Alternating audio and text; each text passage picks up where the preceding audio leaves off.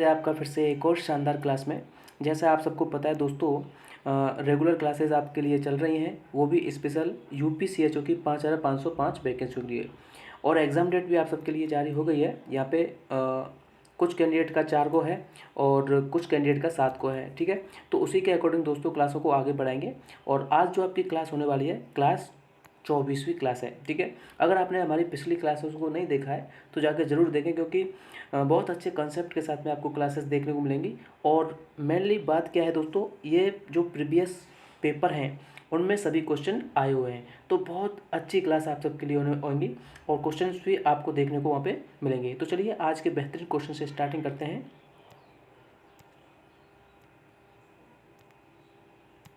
Dear students, जैसा आप देख पा रहे हैं, आपका आज का पहला क्वेश्चन है, administration of which vaccines can result in paralysis in childrens. यानी कि निम्न में से कौन सी एक ऐसी वैक्सीन्स है जो बच्चों में पैरालिसिस कॉज करती है। ठीक है, आपके लिए अलग अलग ऑप्शंस देखने को मिलेंगे। मीजल्स वैक्सीन, उसके बाद में Sabin polio vaccine, DT vaccine, DPT vaccine. ठीक है, सबसे पहले बात कर लेते हैं मीजल्स वैक्सीन। मीजल्स वैक्सीन क्या कॉज करती है और ये कब लगाई जाती है। मीजल्स वैक्सीन जो लगाई जाती है दोस्तों, मीजल्स वैक्सीन मीजल्स बीमारी के लिए लगाई जाती है। और कब लगाई जाती है, ये 9 मंथ पर लगाई जाती है। ठीक है, ये आप याद रखिएगा। दूसरी बात, ये जो कॉज करती है दोस्तों, इसका जो क्वेश्चन पूछा जाता है, मीजल्स वैक्सीन का कॉज क्या करती है, ये स्पेशल कॉज हाइपर सेंसिटिविटी करती है। ठीक है, हाइपर सेंसिटिविटी करती है, लिख लीजिए इसको।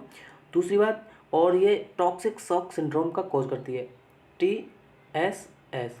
क्या, मीजल्स वैक्सीन कब लगाते हैं, 9 मंथ पे लगाते हैं। ठीक है, और इसके साथ में आपको जो है विटामिन ए सप्लीमेंट दिया जाता है बच्चे के लिए।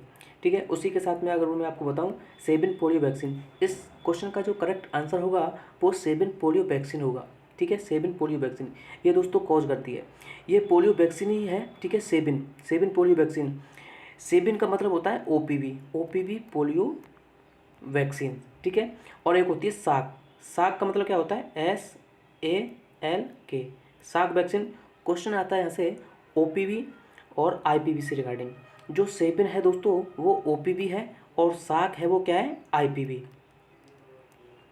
ठीक है, याद रखिएगा, आईपीवी इंजेक्टेबल पोलियो वैक्सीन, और सेबिन जो होती है ओपीवी यानी कि ओरल के द्वारा दी जाने वाली, और साक जो होती है इंजेक्शन के द्वारा दी जाने वाली वैक्सीन। ठीक है, इस तरीके से आप याद रखिएगा।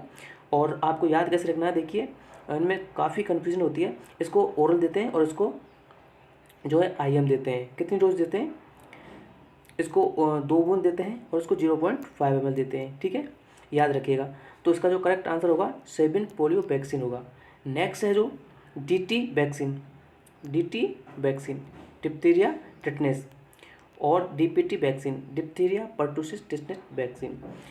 अगर मैं बात करूं यहाँ पे DPT वैक्सीन की, तो DPT वैक्सीन दोस्तों बच्चों में 6 साल तक लगाई जाती है। ठीक है, मोर देन 6 साल से नहीं लगाई जाएगी। अगर ये लगाते हैं तो न्यूरोलॉजिकल कॉज करती है, ये मैंने आपको पहले ही बता दिया है, न्यूरोलॉजिकल कॉज करती है। इस चीज़ को आप याद रखिएगा।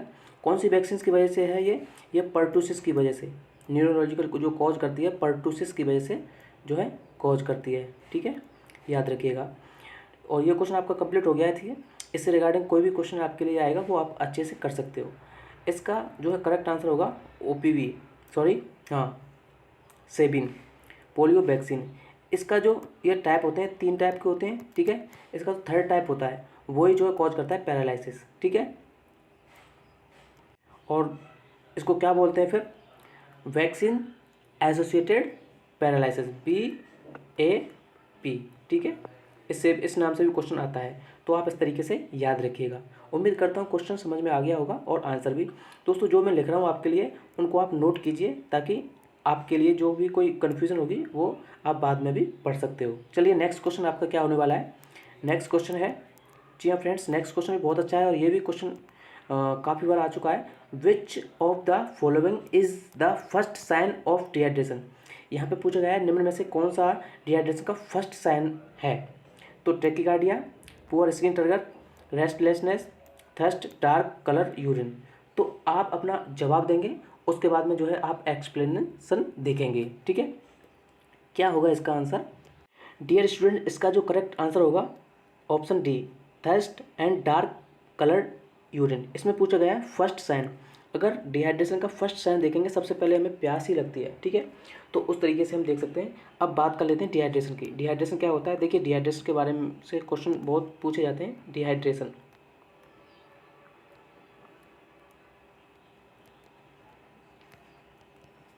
डिहाइड्रेशन इसका मतलब होता है हाइपोवोलेमिक, यानी कि वॉल्यूम का कम होना, हाइपोवोलेमिक, हाइपोवोलेमिक। और जो फर्स्ट साइन मैंने आपको बताया कि थर्स्ट है, ठीक है, इसमें आपको टैकीकार्डिया भी देखने को मिलेगा, ओलिगोयूरिया भी देखने को मिलेगा, ठीक है। और इसमें जो यूरिन स्पेसिफिक ग्रेविटी होती है, यूरिन स्पेसिफिक ग्रेविटी जो होती है वो क्या होती है, डिहाइड्रेशन में बढ़ जाती है, यानी कि यूरिन जो है गाढ़ा हो जाता है। गाढ़ा हो जाएगा तो स्पेसिफिक ग्रेविटी बढ़ जाएगी। और जो यूरिन स्पेसिफिक ग्रेविटी जो होती है वो डायबिटिक इंसिपिडस में जो है कम हो जाती है। इस चीज़ को आप याद रखिए, क्वेश्चन पूछ लिया जाता है। और डिहाइड्रेशन हाइपोटेंशन देखने को मिलता है, क्योंकि वॉल्यूम कम हो जाता है, उस वजह से हाइपोटेंशन भी देखने को वहाँ पे मिलता है। क्या मिलता है? हाइपोटेंशन। डिहाइड्रेशन में हाइपोटेंशन भी देखने को मिलेगा, हाइपोटेंशन, ठीक है। उसी तरीके से अगर आगे बात करें, यहाँ पे जो कैपिलरी रिफिल टाइम इसमें पूछा गया है, देखिए मैं आपको बताऊँ यहाँ पे जो पुअर स्किन ट्रिगर जो कैपिलरी रिफिल टाइम पूछा है, इसमें क्या होता है, capillary refill time CRT less than 3 minute, ठीक है, 3 सेकेंड। तो इसमें जो है कैपिलरी रिफिल टाइम अगर 3 सेकेंड से कम होगा तो वहाँ पे जो है डिहाइड्रेशन देखने को मिलेगा, लेकिन ये बाद के साइन होते हैं। अब डिहाइड्रेशन में जो साइन आपके अलग अलग देखने को मिलते हैं, कौन कौन से साइन देखने को मिलेंगे? एक मिलता है वासरमैन हैंड फुट, वासरमैन लिख लीजिए इनको, बहुत इंपॉर्टेंट, वासरमैन हैंड फुट, ठीक है। वासरमैन हैंड फुट का मतलब क्या है? जैसे काफ़ी टाइम के बाद जैसे धोबी कपड़े धोता है तो उसके पैर थोड़े उस तरीके से हो जाते हैं पानी में गलने की वजह से, तो डिहाइड्रेशन में भी ऐसी कंडीशन देखने को मिलती है। इसी को बोलते हैं वासरमैन हैंड फुट सिंड्रोम, ठीक है। दूसरा है स्केपॉइड एब्डोमिनल डिस्टेंशन। इसमें क्या है, जो है एब्डोमिनल डिस्टेंशन भी देखने को मिलेगा, ठीक है। स्किन इलास्टिसिटी आल्सो डिक्रीज, और इसमें जो है आपकी स्किन की इलास्टिसिटी है,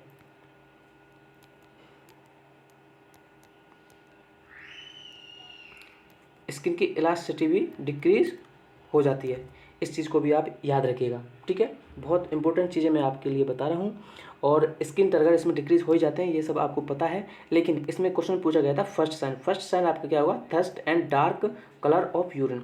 जैसे ही आपको डिहाइड्रेशन कंडीशन देखने को मिलेगी, इसका फर्स्ट साइन होगा, सबसे पहले आपको प्यास लगेगी, उसके बाद में जो आपका यूरिन है वो डार्क कलर का देखने को मिलेगा, यानी कि थोड़ा पीला पीला सा देखने को मिलेगा, क्योंकि उसमें जो है वो गाढ़ा हो जाता है और पानी की मात्रा कम हो जाती है। इसी तरीके से आप लोग जो है अंदाज़ा लगा सकते हो। तो दोस्तों, डिहाइड्रेशन के रिगार्डिंग मैंने आपके लिए काफ़ी क्वेश्चंस यहाँ पे बता दिए हैं। उम्मीद करता हूँ ये क्वेश्चन आपको अच्छे से समझ आ गया होगा। चलिए नेक्स्ट क्वेश्चन आपका देख लेते हैं। नेक्स्ट क्वेश्चन क्या है? बहुत ही इंपॉर्टेंट क्वेश्चन है नेक्स्ट क्वेश्चन भी। क्वेश्चन क्या पूछ रहा है आपसे? सबसे पहले आप क्वेश्चन पढ़िएगा अच्छे तरीके से और उसका जवाब अपने आप देने की कोशिश कीजिए। उसके बाद में मैं तो आपको बताऊँगा ही। Green leafy vegetables are rich source of, यानी कि हरी पत्ते सब्जियां जो होती हैं, पत्तेदार सब्जियां होती हैं, वो किसका सोर्स ज़्यादा होती हैं? विटामिन ए का, विटामिन बी का, विटामिन सी, विटामिन डी। आप जो है इसका आंसर देंगे, उसके बाद में मैं आपको जो है आंसर दूंगा। तो इसका जो करेक्ट आंसर होगा, ग्रीन लीफी वेजिटेबल किसका सोर्स होती हैं? विटामिन बी का, ठीक है। तो बी, विटामिन बी को क्या मिलता है? विटामिन बी से फॉलिक एसिड, फॉलिक एसिड, ठीक है। अब देखिए, ग्रीन लीफी वेजिटेबल्स जो होती हैं ये वीकनेस को भी दूर करती हैं, और जो प्रेग्नेंट लेडी होती है उसको डाइट में ये जो है प्रोवाइड करते हैं। विटामिन ए की बात की जाए, विटामिन ए में क्या होता है? विटामिन ए जो होती है रिचेस्ट सोर्स होती है किसका? Vitamin richest source vitamin carotene, ठीक है। जो कैरोटीन होता है वो विटामिन ए के द्वारा मिलता है। रिचेस्ट सोर्स विटामिन कैरोटीन वो विटामिन ए के द्वारा मिलता है। और विटामिन सी आप सबको पता है एस्कॉर्बिक एसिड होती है, एस्कॉर्बिक, इसका जो केमिकल नाम होता है एस्कॉर्बिक एसिड। और इसके अलावा जो विटामिन सी सबसे ज़्यादा पाई जाती है किसमें पाई जाती है? आंवला में पाई जाती है। इसको याद रखिएगा, क्वेश्चन आता है आंवला, लिख लीजिए आप इसको, ठीक है। दूसरी बात, विटामिन डी की अगर बात करें, ये मल्टी प्रोडक्ट होती है, ठीक है। इसमें जो है मिल्क में जो है आपको जो है देखने को मिलेगी क्या? Vitamin D milk product, milk product, ठीक है। तो विटामिन डी के इसमें देखने को मिल्क प्रोडक्ट, दूध दही वगैरह इसमें देखने को मिलेगा। विटामिन सी ये जो है आपकी जो है जो घाव को बढ़ने में भी काम आती है। और विटामिन सी सबसे ज़्यादा किस में देखने को मिलती है, आंवला में देखने को मिलती है। विटामिन बी के जो है आंसर इसका करेक्ट होगा, ग्रीन लीफी वेजिटेबल्स में विटामिन बी देखने को मिलेगी। और विटामिन ए जो है आप सबको पता है, विटामिन ए की कमी से कौन सा रोग देखने को मिलता है, रतौंधी, ब्लाइंडनेस भी इसको बोल सकते हैं, ठीक है, नाइट ब्लाइंडनेस, ठीक है। तो इसका जो करेक्ट आंसर होगा क्या होगा, विटामिन बी। चलिए नेक्स्ट क्वेश्चन आपका क्या होगा, नेक्स्ट क्वेश्चन देखते हैं। Iceberg phenomena is not seen in, जी हाँ फ्रेंड्स, बहुत इंपॉर्टेंट क्वेश्चन है। Iceberg phenomenon is not seen in AIDS, TB, poliomyelitis, measles. तो आपका करेक्ट आंसर क्या होगा, इसका जवाब देने की कोशिश करेंगे आप। बहुत ही अच्छा क्वेश्चन है आइसबर्ग फिनोमेना के रिगार्डिंग। आइसबर्ग फिनोमेना से रिगार्डिंग दोस्तों एक क्वेश्चन पक्का आता है और आप ये नोट कर लीजिए, क्वेश्चन तो आएगा ही। आइसबर्ग फिनोमेना के बारे में आपको सारी चीज़ें बता देता हूँ। मान के चलिए ये जो है एक बर्तन ले लिया किसी ने, ठीक है, और यहाँ पे इस तरीके से पानी भरा हुआ है और ये इसमें जो है आइस है, ठीक है। तो ऊपर वाले की अगर बात करते हैं और नीचे वाले की अगर बात करते हैं तो ये टिप है, ठीक है, क्या है, फ्लोटिंग टिप। इसको क्या बोलते हैं, फ्लोटिंग टिप। ये फ्लोटिंग टिप क्या दर्शाती है, देखिए जिस तरीके से हम अंदाज़ा लगा सकते हैं, ये हमको दिख रही है, तो दिख रही है, जो हमें दिख रहा है वो हमें दिखे हुए केस बताएगी। जैसे आइडेंटिफाई केस, ठीक है, आइडेंटिफाई केस। उसके बाद में जो है जो जिन केसों का हम पता लगा सकते हैं, क्लिनिकल मैनिफेस्टेशन जो हमें दिखाई दे रहे हैं, ठीक है, सिम्टोमेटिक जो चीज़ें हमें दिखाई दे रही हैं वो किस में आएंगी, डायग्नोस्ड केस, जो डायग्नोस किए जा सकते हैं क्योंकि हमें दिख रहे हैं वो डायग्नोस कर लिए गए हैं। और इसी में जो अनडायग्नोस्ड, ठीक है, undiagnosed hidden case, not seen, और जितने भी ये क्या है, सबमर्ज पोर्शन, ये फ्लोटिंग टिप जो दिखा हुआ है फ्लोटिंग टिप है, और नीचे वाला सबमर्ज पोर्शन, दबा हुआ पोर्शन है। इसमें जितने भी केस मिलेंगे हमें आपको, वो जितने भी केस होंगे वो हमें नहीं दिखेंगे, हिडन केस होंगे, ठीक है। इस तरीके से आप याद रखिएगा, क्वेश्चन पूछ लिया जाता है जो आइसबर्ग फिनोमेना का जो फ्लोटिंग टिप होती है वो क्या दर्शाता है, तो क्लिनिकल मैनिफेस्टेशन और डायग्नोस्ड केस, इस तरीके से अलग अलग ऑप्शंस देखने को मिलेंगे। तो आपको जो है करेक्ट आंसर उसमें से चूज कर लेना है, ठीक है। अब देखिए आइसबर्ग फिनोमेना में के बारे में अगर मैं आपको बताऊं कौन कौन से डिजीज़ सम्मिलित किए जाते हैं, तो इसमें 4 डिजीज़ को सम्मिलित किया जाता है। शॉर्ट में आपको बताऊँगा MRRT, इस तरीके से आप याद रखिएगा, क्वेश्चन तो आता है। और M का मतलब क्या होता है, मीजल्स, मीजल्स, तो इसका करेक्ट आंसर डी हो जाएगा। उसी प्रकार से आर का मतलब क्या है, आर का मतलब है रूबेला, आर का मतलब है रेबीज और टेटनेस, ठीक है, TETNUS, ठीक है, MRRT, इस तरीके से आप याद रखिएगा। जो आइसबर्ग फिनोमेना होता है इसमें 4 डिजीज को सम्मिलित किया जाता है, बाकी अदरों को सम्मिलित नहीं किया जाता है। क्वेश्चन में क्या पूछा गया है, iceberg phenomena is not seen इन, तो कौन सी एक कंडीशन में देखने को नॉट सीन इन, ठीक है, तो इनमें देखने को आपको नहीं मिलता है। मीजल्स रूबेला, रेबीज, टेटनेस, इनमें नहीं देखने को मिलता है, और सभी में जो है देखने को मिलेगा, सभी में जो है ये लागू हो जाएगा, जैसे एड्स में, टीबी में, पोलियोमाइलिटिस में, लेकिन मीजल्स में आपको देखने को नहीं मिलेगा, ठीक है। इसका करेक्ट आंसर क्या होगा, ऑप्शन डी। चलिए नेक्स्ट क्वेश्चन आपका, नेक्स्ट क्वेश्चन क्या है, हाँ नेक्स्ट क्वेश्चन भी काफ़ी अच्छा क्वेश्चन है, यहाँ पे इसका जवाब देने की कोशिश करेंगे, आप अच्छे से इसको पढ़ेंगे। What does a nurse explain to a pregnant client about the cause of her physiological anaemia, यानी कि इसमें जो पूछा गया है, what does a nurse explain to pregnant client about the cause of physiologic anaemia, तो फिजियोलॉजिक एनीमिया के बारे में जो है नर्स क्लाइंट को क्या बताएगी, ये कैसे हो सकता है, तो erythropoiesis decrease, plasma volume increase, utilization of iron decrease, detoxification by the liver increase. तो आप इसका जो है करेक्ट आंसर देंगे, ठीक है, उसके बाद में मैं जो है आपको बताऊंगा, आप अपने अपने आंसर देने की कोशिश करेंगे, ठीक है।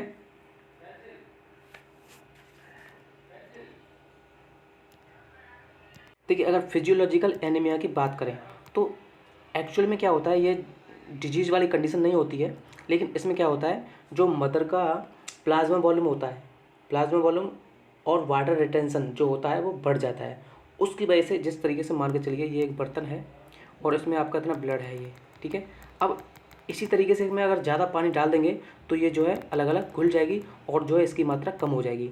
हालांकि क्वांटिटी उतनी है, लेकिन पानी की वजह से ये जो है कम दिखाई दे रही है। इसी को बोलते हैं फिजियोलॉजिकल एनीमिया। तो उसमें क्या होता है, जो प्लाज्मा वॉल्यूम है, प्लाज्मा वॉल्यूम ये क्या होता है, ये इंक्रीज हो जाता है। प्लाज्मा वॉल्यूम इंक्रीज होगा तो आपका जो है वाटर रिटेंशन होगा, ठीक है। एडिमा भी देखने को मिलेगी इसमें, वाटर रिटेंशन इसमें इंक्रीज हो जाएगा और उसकी वजह से जो है आरबीसी की मात्रा कम देखने को मिलती है। मोस्ट कॉमन एनीमिया होता है दोस्तों, अगर प्रेगनेंसी में मैं आपको बताऊं मोस्ट कॉमन एनीमिया वो कौन सा होता है, मोस्ट कॉमन ये होता है आयरन डेफिशिएंसी एनीमिया, ठीक है। बहुत इंपॉर्टेंट क्वेश्चन है और ये कब देखने को मिलता है आपको, ये सेकंड ट्राइमेस्टर में एक्चुअली देखने को मिलता है, सेकंड ट्राइमेस्टर में, ठीक है। याद रखिएगा क्योंकि क्वेश्चन पूछा जाता है कि जो आयरन डेफिशिएंसी एनीमिया होता है वो कौन से ट्राइमेस्टर में देखने को मिलता है। तो लगभग ये कब देखने को मिलता है, सेकंड ट्राइमेस्टर में देखने को मिलता है।